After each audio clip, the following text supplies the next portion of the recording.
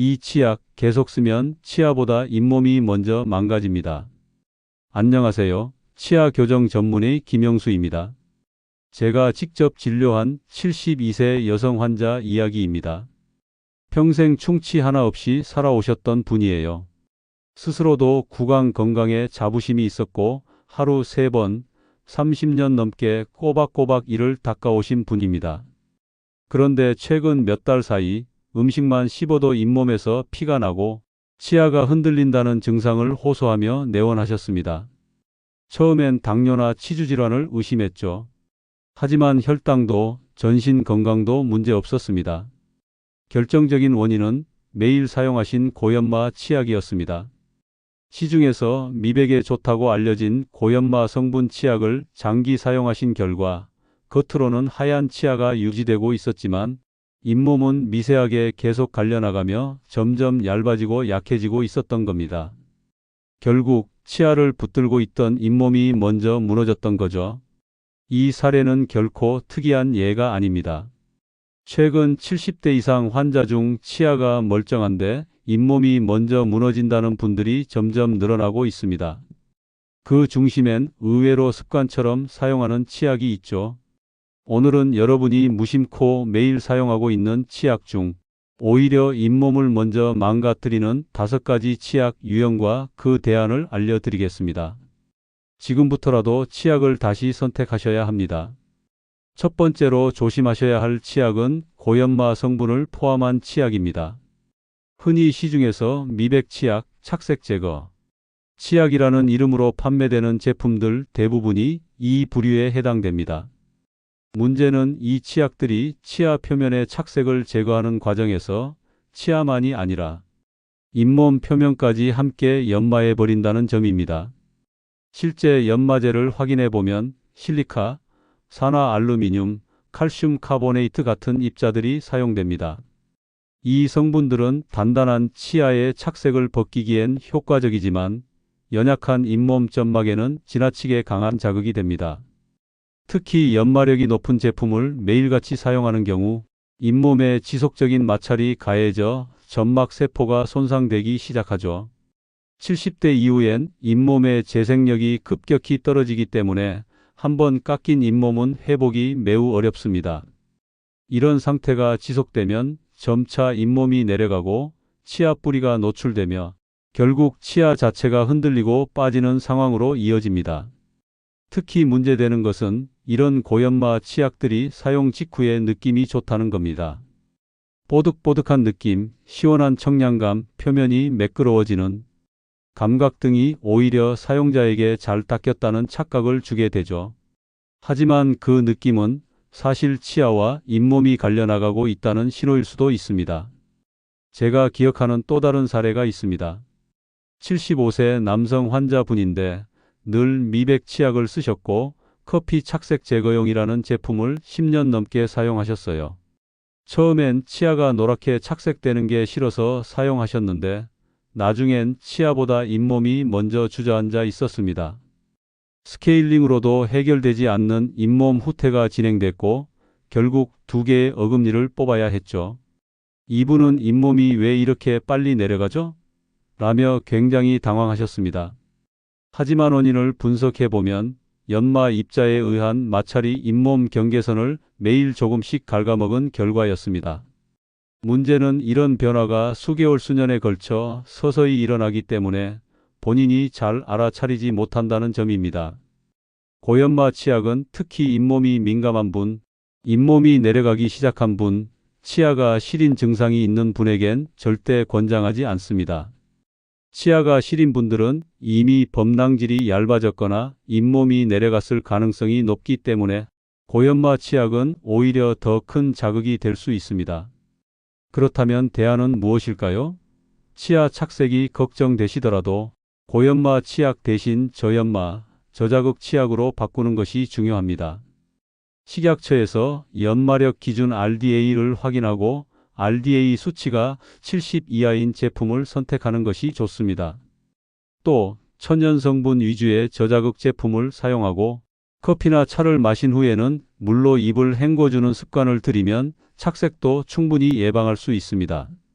혹은 일주일에 한두 번 정도만 고연마 치약을 보조적으로 사용하고 평상시에는 잇몸 보호용 치약을 중심으로 사용하는 방식도 좋습니다.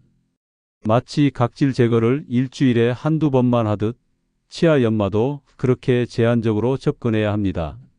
마지막으로 연마 치약을 사용할 때는 너무 강하게 칫솔질을 하지 않도록 주의해 주셔야 합니다.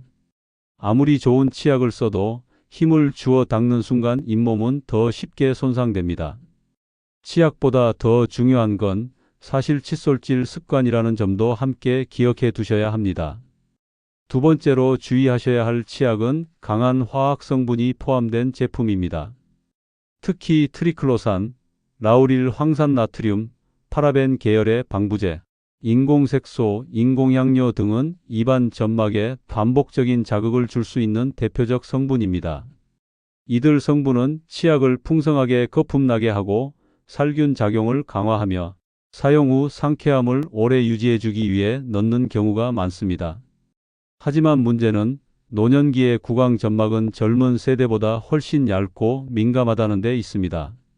특히 70세 이상이 되면 점막의 재생 속도 자체가 느려지고 면역 반응 또한 약화됩니다. 이런 상태에서 강한 자극성 화학 성분이 반복적으로 노출되면 미세한 점막 손상이 반복되며 만성적인 염증 상태가 지속될 수 있습니다. 대표적인 사례로 트리클로산이 포함된 치약을 10년 이상 사용해온 68세 여성 환자분이 있습니다. 평소에도 잇몸이 붓고 자주 피가 났지만 크게 대수롭지 않게 여기고 넘어가셨습니다. 그런데 어느 날부터 입안 점막이 벗겨지고 혓바닥이 붉게 부어오르며 통증을 느끼셨습니다. 처음엔 음식이 매워서 그런 줄 알았다고 하셨죠. 하지만 정확히 원인을 찾고 나니 매일 사용하던 치약에 트리클로산과 SLS가 문제였던 겁니다. 이러한 자극성 성분은 점막 세포를 탈수시키고 보호막을 약화시키며 염증 반응을 촉진합니다. SLS는 특히 구강궤양 입안 허름의 주범으로 알려져 있으며 점막이 약한 분들에겐 한 번만 사용해도 바로 반응이 나타나는 경우가 있습니다. 그런데 이 자극을 매일 아침 저녁으로 반복하게 되면 점막은 늘 상처받은 상태가 되어버립니다. 결국 그 영향은 잇몸 조직으로 퍼지게 되고 만성적인 치은염, 심하면 치주염으로 이어지게 됩니다. 또한 파라벤류 방부제는 일부 연구에서 호르몬 교란 물질로도 지목된 바 있으며 인공향료나 색소는 면역 반응을 자극해 알레르기나 민감증을 유발할 수 있습니다. 노년기에는 이런 자극이 축적되며 구강 화학 화상이라고 불리는 상태까지 유발할 수 있고 경우에 따라 입안이 하얗게 벗겨지고 심한 따가움이 동반됩니다. 이러한 문제는 단지 불편함에 그치지 않습니다. 점막의 염증은 음식 섭취를 어렵게 만들고 영양 섭취 부족으로 이어지며 전신 건강에도 영향을 줍니다. 특히 단백질 섭취가 줄어들면 근감소증과 면역력 저하까지 연결될 수 있기 때문에 단순히 치약 선택이 전신 건강과도 직결될 수 있는 겁니다. 그렇다면 이 문제를 어떻게 피할 수 있을까요? 첫 번째는 무첨가 치약으로 전환하는 것입니다. 요즘은 트리클로산, SLS, 파라벤 등이 배제된 비자극성 치약들이 많이 출시되고 있습니다. 무불소 치약까지 갈 필요는 없지만 불필요한 화학 성분을 배제한 제품을 찾는 것이 중요합니다. 둘째, 치약 뒷면의 성분표를 꼭 확인하셔야 합니다. 트리클로산, 라우릴 황산나트륨, 파라벤, 벤조산나트륨 등이 포함되어 있다면 가급적 피하시고 특히 향료 플레이버라고만 기재된 정체불명의 혼합 성분은 가능한 한 배제하는 것이 좋습니다. 셋째, 거품에 대한 기대를 버리셔야 합니다. 많은 분들이 거품이 풍성해야 잘 닦인 느낌이라 말씀하시는데 거품은 단지 세정제 성분일 뿐입니다. 거품이 많다고 세정력이 높은 것이 아닙니다. 오히려 입안 점막을 거품이 자극하는 시간이 길수록 손상이 가중될 수 있다는 점을 기억해 주세요. 넷째, 강한 향 대신 천연 민트나 허브 오일을 사용한 제품을 선택하시면 됩니다.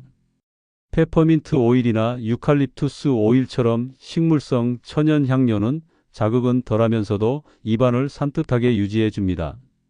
실제 저희 병원에서는 구강궤양이나 만성 치은염을 가진 노년층 환자분들에게 SLS- 프리 치약과 천연 항염 허브 치약을 사용하도록 안내합니다. 일주일만 바꿔도 입안 따가움과 붓기가 줄어들었다는 말씀을 많이들 하십니다. 치약 하나 바꿨을 뿐인데 삶의 질이 달라진다는 표현까지 하시곤 하죠. 여기서 가장 중요한 건 나에게 맞는 치약을 선택하는 능력입니다. 남들이 좋다고 해서 무조건 따라 쓰는 시대는 지났습니다. 특히 70세 이후의 구강은 3040대와는 전혀 다른 조건이기 때문에 구강 구조와 점막 상태에 맞는 제품을 찾는 것이 필수입니다. 세 번째로 주의하셔야 할 치약은 바로 표백형 치약, 즉 미백 기능을 강조한 치약입니다. 환자분들 중 상당수가 이런 질문을 하십니다. 선생님, 이 치약 쓰면 이가 하얘진다는데 계속 써도 되나요?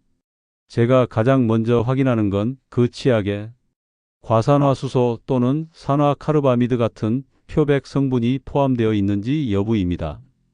이 성분들은 실제로 치아의 표면 착색을 줄여주는 데 도움이 됩니다.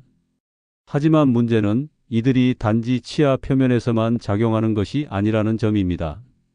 잇몸에까지 침투할 경우 강한 자극을 유발하며 점막에 미세한 염증을 남길 수 있습니다. 예를 들어 73세 남성 환자분이 있었습니다. 오랜 흡연 이력이 있으셨고 치아 착색이 심해서 미백 치약을 사용해 보기로 하셨다고 해요. 3개월 정도 사용한 후로 치아는 하얘졌는데 그와 동시에 잇몸에서 따끔거리는 통증이 느껴지고 양치할 때마다 출혈이 반복되었습니다. 초기에는 별로 대수롭지 않게 여기셨지만 점점 잇몸이 얇아지면서 치아 뿌리까지 노출되는 상태에 이르렀습니다. 문제는 과산화수소나 산화카르바미드 성분이 산화 스트레스를 유발하면서 잇몸 조직의 세포 재생을 방해한다는 데 있습니다. 산화 반응은 색소를 제거하는 데에는 효과적일 수 있지만 지속적으로 노출되면 잇몸 세포의 DNA 손상을 일으켜 재생력이 떨어지고 만성적인 염증을 유발합니다. 특히 잇몸 경계부, 즉 치아와 잇몸이 맞닿는 부위는 이런 자극에 가장 민감하게 반응합니다. 더 심각한 경우에는 잇몸에 백색 변성이라고 하는 증상이 생기기도 합니다. 이는 일종의 잇몸 화상 증상으로 입안의 점막이 하얗게 탈색되며 만지면 아프고 심하면 벗겨지기도 하는 상태입니다. 주로 미백형 치약을 하루 2번 이상 지속적으로 사용한 고령 환자에게서 나타나는 현상입니다. 또 다른 문제는 이들 표백형 치약에는 종종 미백 효과를 강화한다는 이유로 연마 성분까지 함께 포함되어 있다는 점입니다. 그러다 보니 앞서 말씀드린 고연마 치약의 위험성까지 동시에 안고 가는 셈이 됩니다. 표백 성분, 연마 성분, 잇몸 자극의 이중 폭탄이 되는 것이죠. 그럼에도 불구하고 많은 분들이 치아가 하얘지니까 좋은 거 아닌가요? 라고 물어보십니다. 물론 미백 효과는 있을 수 있습니다. 하지만 이가 하얘지는 것과 건강한 것은 전혀 다릅니다. 잇몸이 건강해야 치아도 지탱될 수 있는 법입니다. 잇몸이 무너지면 치아가 아무리 하얗고 멀쩡해 보여도 결국 흔들리고 빠질 수밖에 없습니다. 그렇다면 대안은 무엇일까요? 첫째, 미백이 필요하다면 반드시 단기적 사용에 그칠 것. 하루 2번 미백 치약을 사용하는 습관은 장기적으로 매우 해롭습니다. 일주일에 12회 정도, 그것도 밤에만 사용하는 방식이 가장 안전합니다. 둘째, 미백 성분이 없는 저자극 치약을 기본으로 사용하면서 가글이나 미백용 마우스워시를 병행하는 것도 하나의 방법입니다. 이들은 치약보다 작용시간이 짧기 때문에 잇몸 손상이 적고 국소적 착색 제거에도 효과적입니다. 셋째, 치아 착색의 원인을 관리하는 것이 더 중요합니다. 커피, 홍차, 와인, 담배는 착색의 주요 원인입니다. 음료 섭취 후에는 반드시 물로 헹구는 습관을 들이시고 칫솔질은 2030분 후에 하시는 것이 좋습니다. 너무 빨리 닦으면 산성 환경에서 치아가 더 쉽게 마모될 수 있습니다. 넷째, 미백은 전문가의 도움을 받는 것이 가장 안전합니다. 치과에서 시행하는 전문 미백 시술은 농도 조절과 잇몸 보호가 철저하게 이루어지기 때문에 집에서 무분별하게 사용하는 것보다 훨씬 안전합니다. 특히 잇몸이 얇거나 치주 질환 이력이 있는 분들은 치과 전문의와 상해 후 미백 치약 사용 여부를 결정하시는 것이 바람직합니다. 네 번째로 말씀드릴 위험한 치약은 합성 향미료와 방부제가 과도하게 포함된 제품입니다. 많은 분들이 치약을 고를 때 향이 좋아야 한다, 오랫동안 입안이 상쾌해야 한다는 이유로 강한 민트향, 과일향 혹은 시원한 쿨링감 위주의 제품을 선호하시죠. 하지만 이러한 제품들 상당수가 합성향료, 보존제, 색소 등 자극적인 화학 첨가물을 포함하고 있다는 사실은 잘 모르십니다. 실제로 제가 진료한 76세 여성 환자분이 계셨습니다. 매일 아침 사용한 민트향 치약이 너무 상쾌해서 수십 년간 한 가지 브랜드만 고집하셨다고 해요. 하지만 몇 달 전부터 혓바닥과 잇몸에 지속적인 따가움, 불쾌한 냄새, 점막 껍질 벗겨짐 등이 나타나기 시작했습니다. 처음엔 입병이나 일시적 염증이라 생각했지만 증상이 수개월간 반복됐고 결국 치과에 내원하신 겁니다. 진단 결과는 만성 구강염증이었고 원인은 매일 사용하는 치약 속 합성 향료와 방부제의 누적 자극이었습니다. 잇몸 염증은 치주 포켓을 깊게 만들었고 결국 어금니 하나는 발치까지 진행해야 했습니다. 향기 좋은 치약 하나가 오히려 잇몸을 병들게 만든 사례였죠. 이처럼 문제를 일으키는 주요 성분은 다음과 같습니다. 합성 향료, 강한 민트향, 딸기향, 오렌지향 등을 구현하기 위해 사용되며 실제로는 수십 가지 화학 물질의 혼합체입니다. 이 중 일부는 알레르기 반응을 일으키거나 점막에 자극을 줄 수 있습니다. 메틸파라벤, 프로필파라벤 보존제 역할을 하며 세균 번식을 막는 데 사용되지만 호르몬 교란 및 장기적 면역 반응 저해 가능성이 지적된 성분입니다. 벤조산나트륨 미생물 억제용 보존제이지만 산성 환경에서 벤젠이라는 발암 가능 물질로 변할 수 있다는 논란도 있습니다.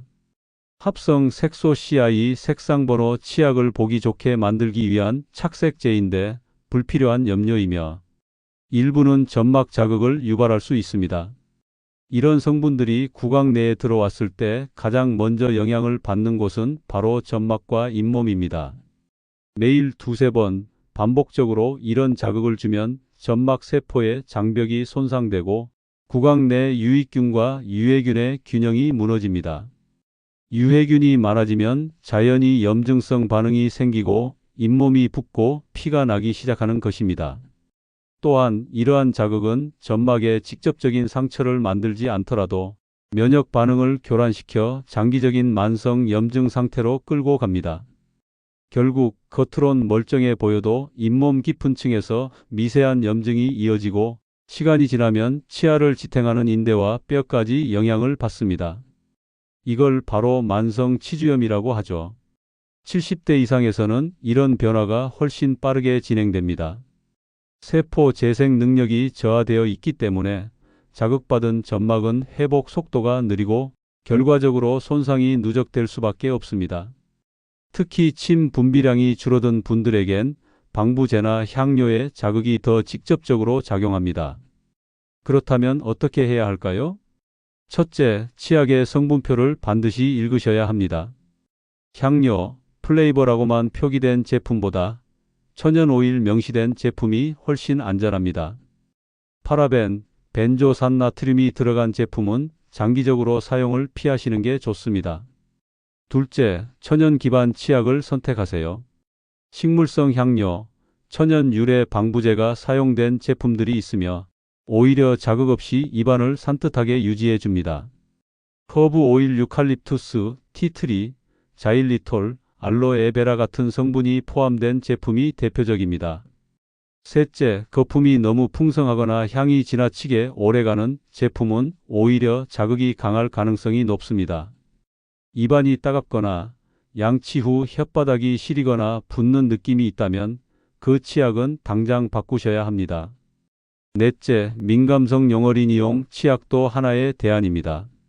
노년층의 구강 상태는 아이들처럼 민감하기 때문에 자극이 적은 어린이 치약을 쓰시는 분들도 많습니다. 단, 불소 함량만 적정 수준 약 1000ppm 이상을 유지하고 있다면 어린이용도 충분히 효과적입니다. 마지막으로 드리고 싶은 말씀은 치약 하나 바꿨을 뿐인데 입안이 훨씬 편안해졌다는 환자분들이 정말 많다는 것입니다. 어떤 치약을 선택하느냐에 따라 구강 염증이 줄고 식사와 대화, 삶의 질까지 달라질 수 있습니다. 마지막으로 조심하셔야 할 치약은 바로 입 냄새 제거 기능을 강조한 치약입니다. 특히 입 냄새 전용 강력 탈취 효과, 하루 종일 상쾌한 입 등의 문구가 쓰인 제품들엔 주의가 필요합니다. 이런 치약들은 보통 감각 마비 성분이나 강력한 소독 성분을 함유하고 있습니다. 대표적으로 문제되는 성분은 다음과 같습니다. 클로르헥시딘은 강력한 항균제로 구강 내 박테리아를 빠르게 억제하는 효과가 있지만 지속 사용 시 점막 착색, 미각 둔화, 잇몸 붓기 등의 부작용을 유발할 수 있습니다. 벤조카인은 국소 마취제 성분으로 혓바닥과 잇몸의 감각을 일시적으로 무디게 만들며 입 냄새의 원인에 대한 감지를 방해합니다. 에탄올은 구강 청량감을 위해 포함되지만 점막을 건조하게 만들어 세균 방어력을 떨어뜨리고 염증을 유발할 수 있습니다. 이러한 치약들을 사용할 경우 처음엔 확실한 효과를 느끼실 수 있습니다. 입안이 확 시원해지고 냄새도 줄어든 것처럼 느껴지죠. 하지만 이는 증상의 진짜 원인을 해결한 것이 아니라 감각을 마비시켜서 느끼지 못하게 만든 결과일 뿐입니다. 실제 진료 사례를 말씀드릴까? 74세 남성 환자분이셨습니다. 몇 년 전부터 입냄새로 고민하셨고 시중에 입냄새 전용 치약을 계속 사용해 오셨다고 합니다. 효과가 확실하다는 광고 문구를 믿고 하루에 3번씩 닦으셨다고 해요. 그런데 최근 들어 갑자기 혀에서 아무 맛도 느껴지지 않는 증상이 시작되었고 음식을 삼킬 때 입안이 심하게 따가워지기 시작했습니다. 정밀 검진 결과 입냄새 제거 치약 속 마취 성분과 에탄올로 인해 혀의 감각신경이 무뎌졌고 점막은 건조증으로 인해 미세한 염증이 진행 중이었습니다. 결국 치료와 회복까지 수개월이 걸렸고 치약은 당장 중단해야 했습니다. 이런 제품의 가장 큰 문제는 입 냄새를 일으키는 원인 자체를 무시하게 만든다는 점입니다. 대부분의 입 냄새는 치석, 잇몸염증, 혀의 세균막, 위산역류, 구강건조증 등 근본 원인이 따로 있습니다. 그런데 강력한 소독이나 마취로 임시로 냄새를 차단해버리면 오히려 치료 시기를 놓치고 상황이 악화될 수 있습니다. 특히 70대 이상 어르신들은 침 분비량이 줄어 구강 내자가 세정력이 떨어지기 때문에 입냄새 전용 치약이 오히려 구강건조증을 악화시키고 세균 번식을 더 촉진하는 결과로 이어질 수 있습니다. 그렇다면 어떤 대안을 선택해야 할까요? 첫째, 입냄새는 치약으로만 해결되지 않는다는 점을 인식하셔야 합니다. 정기적인 스케일링, 혓바닥 세정, 수분 섭취, 침샘 자극 운동 등 다각도의 접근이 필요합니다. 둘째, 입냄새가 걱정된다면 천연 구강 세정 성분이 들어간 저자극 치약을 선택하세요. 유칼립투스, 자일리톨, 시나몬, 녹차 추출물 등이 포함된 제품은 항균 작용이 있으면서도 자극은 적습니다. 셋째, 마취 성분 벤조카인 등이나 에탄올이 들어간 제품은 피하고 무알콜 무마취 성분 제품을 찾는 것이 바람직합니다. 넷째, 혀 세정기를 함께 사용하고 아침 공복에 구강 청결을 먼저 챙기는 것이 효과적입니다. 실제 입 냄새의 상당 부분은 혀 표면에 쌓인 설태에서 발생하므로 혀 세정만 잘해도 입냄새는 절반 이상 줄어듭니다. 다섯째, 수분 섭취가 부족하지 않은지 항상 체크하세요. 하루 68잔 이상의 수분 섭취는 구강 점막을 건강하게 유지하고 자연스러운 자정작용을 도와줍니다. 지금까지 살펴본 5가지 치약 유형 어떠셨나요? 많은 분들이 치아 건강을 지키기 위해 선택한 치약이 오히려 잇몸을 먼저 무너뜨리는 원인이 되고 있다는 사실을 모르고 계십니다. 고연마, 강한 화학 성분, 표백 성분, 합성향과 방부제, 그리고 마비성 성분까지. 이 모든 요소는 매일 입안에 들어와 잇몸과 점막에 영향을 줍니다. 치아는 하얗고 멀쩡해 보여도 그 뿌리를 붙잡고 있는 잇몸이 병들기 시작하면 무너지는 건 순식간입니다. 이 영상을 보고 계신 여러분만큼은 지금 사용하고 있는 치약의 성분표를 꼭 한번 확인해 보시기 바랍니다. 그리고 지금부터라도 잇몸을 위한 저자극, 저연마, 천연 기반 치약으로 바꾸는 것, 그것이 구강 건강의 시작입니다. 70세 이후의 구강 건강은 더 이상 관리의 문제가 아니라 삶의 질, 식사의 즐거움, 대화의 편안함, 전신 건강과 직결된 문제입니다. 오늘 이 영상이 여러분의 잇몸을 지키는 작은 전환점이 되었길 바랍니다. 감사합니다.